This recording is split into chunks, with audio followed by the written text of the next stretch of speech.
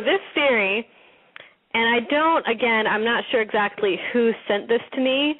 It might have been A. Meyer is high on Twitter, but I've actually seen this in a bunch of different places online. And this theory states that Prim and Katniss don't share a father, and that Mrs. Everdeen had an affair, and that Prim might actually be Mr. Mellark's daughter.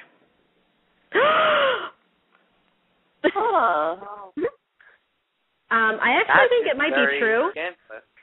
That could be possible. Can I ask why you think it's true? Well, I have no idea. I think that it might. I mean, I cannot disprove it. The only evidence that I have for it is that Katniss's appearance is constantly being described in contrast to the appearance of her mother and her sister, and to me it doesn't make sense. It just doesn't make sense. Like, how did Prim come out being totally blonde and pale and have none of her father's physical characteristics? That's what I'm wondering about. And I think that's probably the strongest piece of evidence in the book. Also, Prim's appearance is always described as being very similar to Peeta's and those in the merchant class. Plus, Mr. Mellark, for some unknown reason, visits Katniss before she leaves the capital and gives her cookies. And during that meeting, he mentions that he will keep an eye on Prim, which is kind of strange. Huh. Yeah, but in the book, even when Katniss said that, she was talking about how Prim was, how everyone loved her, and she was just so sweet. I don't think that that's her dad or anything like that. I mean, I'm saying not real, but I just think it's because she was just so sweet and innocent. And the reason I think he brought her the cookies and everything is because he knew Katniss was a good person, and, you know, she volunteered for Prim, and everyone saw what a good thing she did. At least in my opinion, anyway. Plus, she was probably still slightly in love with her mom as well. Well, and that sort too. of looking out for the family.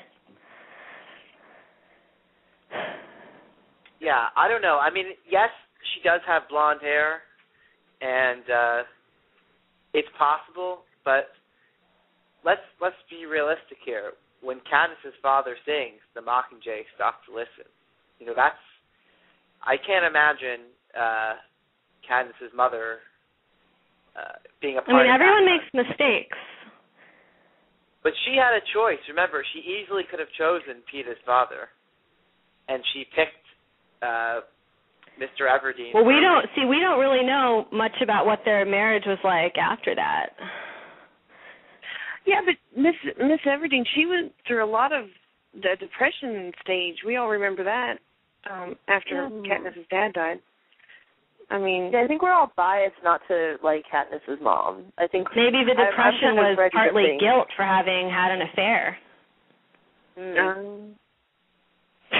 I'm like playing devil's advocate here. Wait, I'm trying to remember in the books, do they, and I might have this mixed up with the Red Riding Hood movies, and someone correct me, but was the relationship sort of that the dad kind of like really, really loved Katniss's mom? Maybe I am thinking of the movie, but when I think of the Everdeens, I sort of think of the fathers being incredibly doting on the mother, and for some reason when I think about that kind of uneven relationship, it makes me predisposed to think maybe, I don't know, Katniss's mom, I feel like she came from kind of a nicer part of town, and I could sort of see her as being someone who maybe made mistakes and screwed around and then has come to, like you said, to really succumb to the guilt. Well, one thing I think we do know is that I don't think there's any chance that Katniss's father had an affair with Peeta's mother, or anybody would want to, for that matter. And you can see why Mr. Mellark might be straying from his side of things, based on his wife's awful. So maybe he just kept trying, and, you know, maybe there was one day where Mrs. Everdeen was feeling a little lonely. Mr. Everdeen was off at the coal mines. For days. You know, I could use some comfort and companionship, and there he was with the bread and everything else. Hey, who knows what. Food and Never turn on his fresh baked bread. I'm gonna say not real though, pretty confidently. Is this also crackpot to everyone, or is someone buying into this argument? I mean, I can't say with confidence that it's real, but I mean, I can't also say that it's definitely not real. I say this is something to ask Suzanne Collins one day, her opinion on this, or if she ever had that in mind for the story to go that way somehow.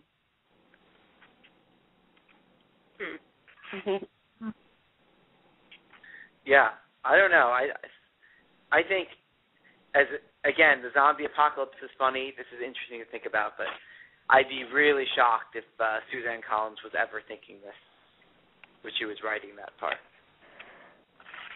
Yeah, I think she has enough to think about, as opposed to soap opera-y kind of subplots.